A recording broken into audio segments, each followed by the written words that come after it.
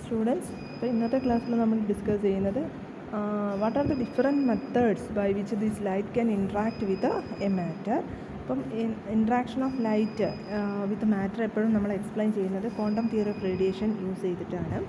അപ്പം ഇവിടെ ഒരു ലൈറ്റ് ഇൻട്രാക്ട് ചെയ്യുമ്പോൾ നമുക്കറിയാം there will be some quantum of energy is transferred between that matter and light. ഇവിടെ ലൈറ്റ് ആയതുകൊണ്ട് നമുക്ക് പറയാൻ പറ്റും ഫോട്ടോൺ എക്സ്ചേഞ്ച് ആണ് അവിടെ നടക്കുന്നത്.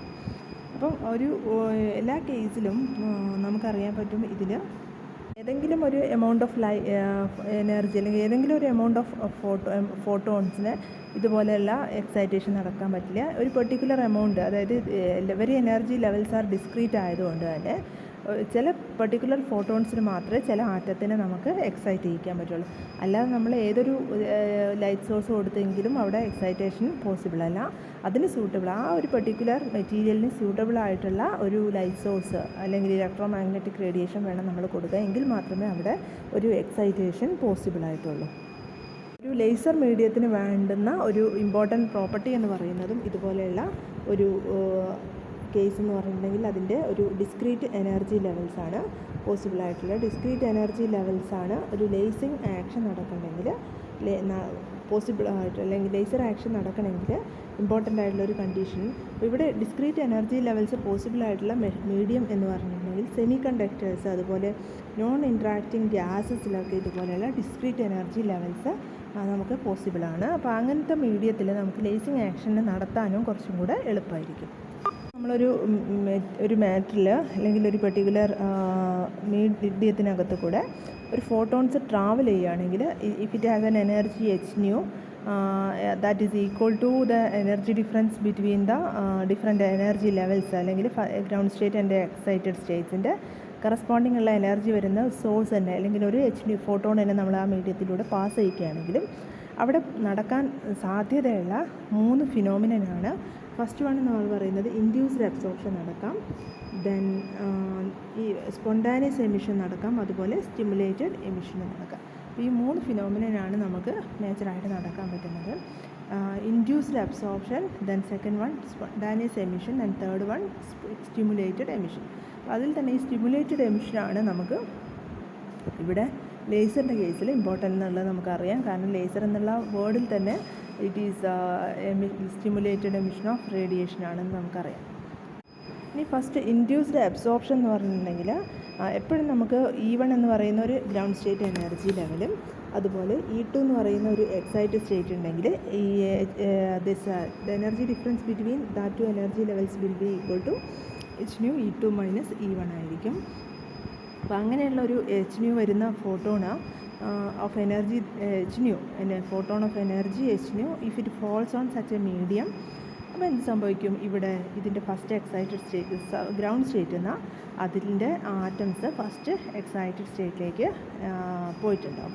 അപ്പോൾ ഇതിവിടെ നടക്കുന്ന ഈ പ്രോസസ്സ് നമ്മൾ ഒരു എക്സ്റ്റേണൽ സോഴ്സ് നമ്മൾ അപ്ലൈ ചെയ്യുമ്പോൾ മാത്രമേ ഇങ്ങനെയുള്ള ഒരു പ്രോസസ്സ് നടക്കുകയുള്ളൂ. അതായത് വരുന്ന photons it is absorbing by the medium, or medium absorbs that photon. അതുകൊണ്ട് തന്നെ അതിന് നമ്മൾ പറയുന്നത് induced absorption. That is it is with the help of an external agency, that is we are providing the photons. എന്നിട്ടാണ് നമ്മൾ എന്ത് ചെയ്യുന്നത്? Absorption നടത്തിക്കുന്നത്. അപ്പോൾ ആ ഒരു ഫിനോമിനൻ്റെ നമുക്കൊരു ഷോർട്ടായിട്ട് റെപ്രസെൻറ്റ് ചെയ്യാം. A+h nu. എ എന്ന് പറയുന്നത് അതിൻ്റെ ഗ്രൗണ്ട് ലെവലാണ്, പ്ലസ് h nu എന്ന് പറയുമ്പോൾ അത് ഫസ്റ്റ് എക്സൈറ്റഡ് സ്റ്റേറ്റിലേക്ക് മാറിയിട്ടുണ്ടാവും. അപ്പം E1 E2 എന്ന് പറയുന്ന എനർജി സ്റ്റേറ്റ് കൊടുക്കുമ്പോൾ ഇവിടെ E1 എന്നുള്ള ഈ ഫോട്ടോണ് നമ്മൾ ഇൻസിഡൻറ്റ് ഫോട്ടോണാണ്. അത് before absorption, then after absorption it will reach ചെയ്യുക, it will have it is in an excited state എന്ന് നമുക്ക് പറയാൻ പറ്റും. ചില മാത്തമാറ്റിക്കൽ ടേംസ് ഇതിട്ട് റിലേറ്റ് ചെയ്തതിലേക്ക് വരികയാണ്. അപ്പോൾ നമ്മളൊരു കേസിൽ അതിൻ്റെ റേറ്റ് ഓഫ് അബ്സോർപ്ഷൻ എന്ന് പറയുന്നത് നമ്മൾ ഡിഫൈൻ ചെയ്യുന്നത്, റേറ്റ് ഓഫ് അബ്സോർപ്ഷൻ എന്ന് പറഞ്ഞിട്ടുണ്ടെങ്കിൽ it is the number of atoms per unit volume that make upward transition from the lower level to the upper level per second. അതിനാണ് നമ്മൾ റേറ്റ് ഓഫ് അബ്സോർപ്ഷൻ എന്ന് പറയുന്നത്. Number of atoms per unit volume എന്ന് പറഞ്ഞാൽ പോപ്പുലേഷനാണ്. പോപ്പുലേഷൻ്റെ per unit seconds. Number of atoms per unit volume നമ്മൾ usually population എന്നുള്ളൊരു ടേമിൽ എക്സ്പ്രസ് ചെയ്യാറുണ്ട്. അപ്പോൾ അവിടെ റേറ്റ് ഓഫ് അബ്സോർപ്ഷൻ എന്ന് പറയുമ്പം അത് number of atoms per unit volume that makes a transition. Usually ground state എന്നായതുകൊണ്ട് transition from ground state to the upper state per second. അതിനാണ് നമ്മൾ റേറ്റ് ഓഫ് അബ്സോർപ്ഷൻ എന്ന് പറയുന്നത്. അപ്പോൾ റേറ്റ് ഓഫ് അബ്സോർപ്ഷൻ നമ്മൾ റെപ്രസെൻറ്റ് ചെയ്യുക, ആർ അബ്സോർപ്ഷൻ എന്ന് represent ചെയ്ത് കഴിഞ്ഞാൽ it will be equal to minus of dN1/dt, where N1 is the population in the ground level എന്ന് പറയാൻ പറ്റും. ബിക്കോസ് N1 ടൈം അനുസരിച്ചിട്ട് എന്ത് ചെയ്യുന്നത്, ഡിക്രീസ് ചെയ്യുകയാണ് ചെയ്യുന്നത്. Population in the lower level decreases as time passes. അതുകൊണ്ടാണ് ഇവിടെ മൈനസ് സൈന് കൊടുത്തിട്ടുള്ളത്. ദെൻ ദ റേറ്റ് ഓഫ്, ഇതേ റേറ്റ് ഓഫ് അബ്സോർപ്ഷനെ തന്നെ നമുക്ക് സപ്പോസ് നമ്മൾ അപ്പർ ലെവലിൻ്റെ ഒരു ടേംസിൽ, പോപ്പുലേഷൻ്റെ ടേംസിൽ റെപ്രസെൻറ്റ് ചെയ്ത് കഴിഞ്ഞാൽ N2 അപ്പർ ലെവലിൻ്റെ പോപ്പുലേഷൻ ആണെങ്കിൽ we can also write R absorption equal to dN2/dt. So രണ്ട് ഇക്വേഷൻസും കൂടെ നമുക്ക് കമ്പയർ ചെയ്ത് കഴിഞ്ഞാൽ നമുക്ക് കിട്ടുന്ന എക്സ്പ്രഷൻ എന്ന് പറഞ്ഞാൽ R absorption equal to minus dN1/dt, or that is also equal to dN2/dt എന്ന് പറയാൻ പറ്റും. റേറ്റ് ഓഫ് അബ്സോർപ്ഷനെ തന്നെ നമ്മൾ വേറൊരു മാത്തമാറ്റിക്കൽ ടേംസിൻ്റെ രീതിയിൽ എക്സ്പ്രസ് ചെയ്യുകയാണ്. അപ്പോൾ അവിടെ വരുന്ന terms R absorption equal to B12 U of nu N1 ആണ്. അപ്പോൾ അത് ഡിപ്പെൻഡ് ചെയ്യുന്ന ഫാക്ടേഴ്സ് എന്ന് പറയുന്നെങ്കിൽ എപ്പോഴും അബ്സോർപ്ഷൻ്റെ rate number of particles lower ലെവലിലുള്ള പോപ്പുലേഷനെ ഡിപ്പെൻഡ് ചെയ്യും.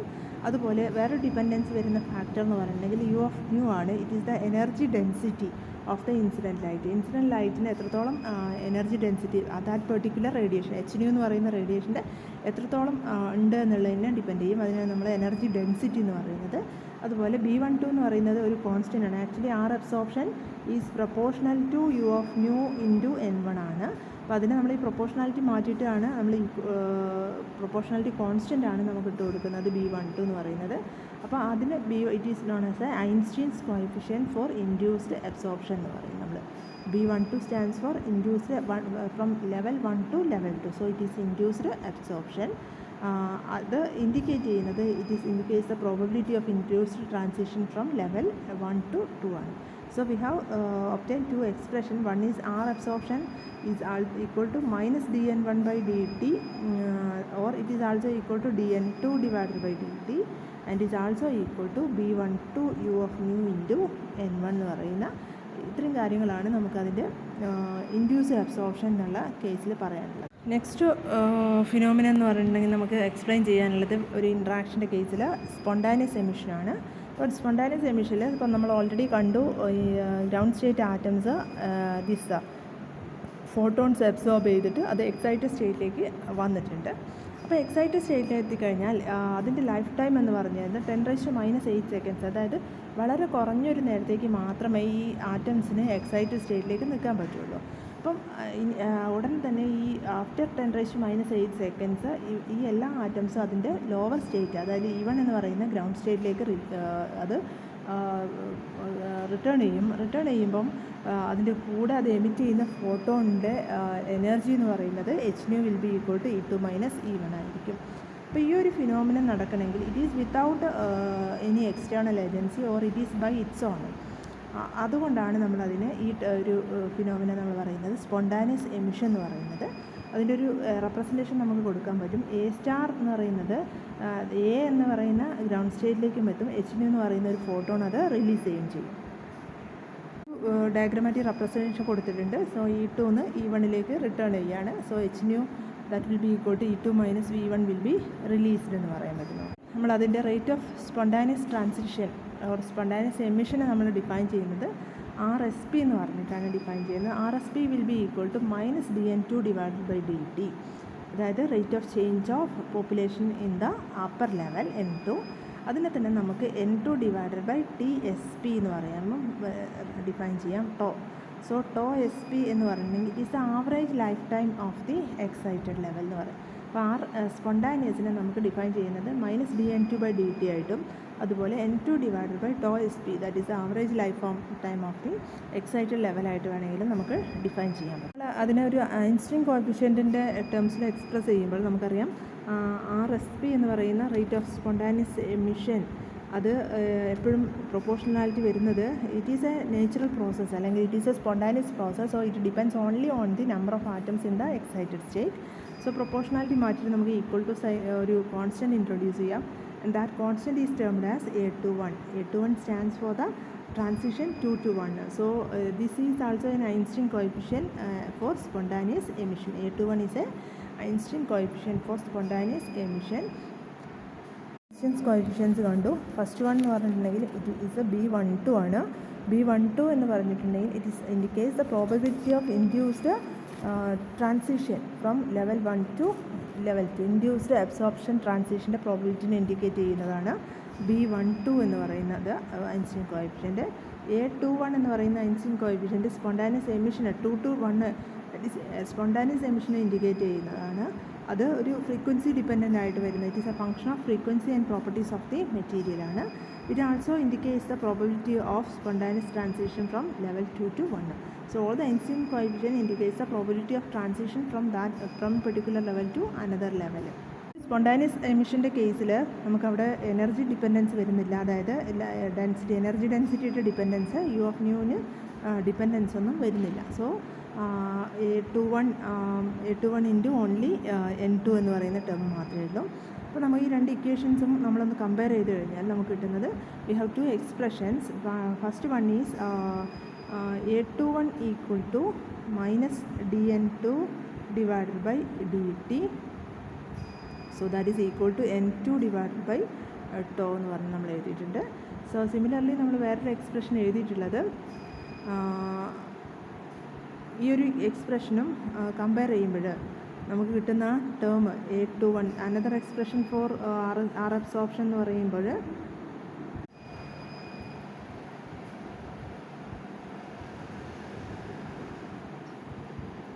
ഇപ്പോൾ സപ്പോസ് നമ്മളൊരു suppose we are calculating the rate of spontaneous emission from level 1 to 2 എന്നുള്ള പറയുന്ന ഒരു സ്പോണ്ടാനിയസ് എമിഷൻ്റെ പ്രോബബിലിറ്റി അല്ലെങ്കിൽ അതിൻ്റെ ഒരു റേറ്റ് കാൽക്കുലേറ്റ് ചെയ്യുകയാണെങ്കിൽ നമുക്കറിയാൻ പറ്റും it is also equal to 1/τ SP ആണ്.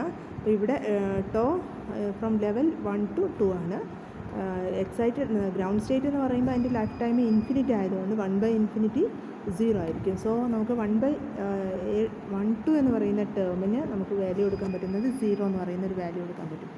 ബിക്കോസ് ഇവിടെ നമുക്ക് സപ്പോസ് നമ്മളൊരു ഗ്രൗണ്ട് സ്റ്റേറ്റിൻ്റെ A12 എന്ന് പറയുന്ന ഫാക്ടർ പ്രോബബിലിറ്റി ഓഫ് ഇൻഡ്യൂസ്ഡ് അബ്സോർപ്ഷൻ്റെ പ്രോബബിലിറ്റി ഡിറ്റർമിൻ ചെയ്യുകയാണെങ്കിൽ it is also equal to 1/τ of the ground ലെവലായിരിക്കും. But tau is equal to for ground ലെവലാണെങ്കിൽ അത് ഇൻഫിനിറ്റി ആണ്. സോ A12 എന്ന് പറയുന്ന term that will be equal to 0. അതായത് ഒരു ആറ്റം ഗ്രൗണ്ട് സ്റ്റേറ്റിൽ അതിൽ നിന്ന് ഇൻഡ്യൂസ്ഡ് അബ്സോർപ്ഷന് വരുന്ന അല്ലെങ്കിൽ സ്പോണ്ടാനിയസ് അബ്സോർപ്ഷന് വരുന്ന അതിൻ്റെ പ്രോബബിലിറ്റി എന്ന് പറയുന്നത് 0 ആണ്. Rate of spontaneous transition from E1 to E2 0 ആണ്. There is no chance of spontaneous emission from അല്ലെങ്കിൽ there is no chance of spontaneous transition from level E1 to level E2. But there is a chance of spontaneous transition from E2 to E1. Because always this transition probability അല്ലെങ്കിൽ rate of transition that depends upon that is inversely proportional to the lifetime of that particular energy level. അപ്പോൾ ഇതൊന്നും തന്നെ നമുക്ക് conclude ചെയ്യാൻ പറ്റും. ഒരിക്കലും level 1 നിന്ന് level 2ലേക്ക് വരുന്നത് ഒരിക്കലും ഒരു സ്പോണ്ടാനിയസ് അല്ല. It can only be with the help of an induced. അപ്പോൾ സ്പോണ്ടാനിയസ് നമ്മൾ കാൽക്കുലേറ്റ് ചെയ്യുമ്പോൾ we have to obtain the value as 0 that we have got here.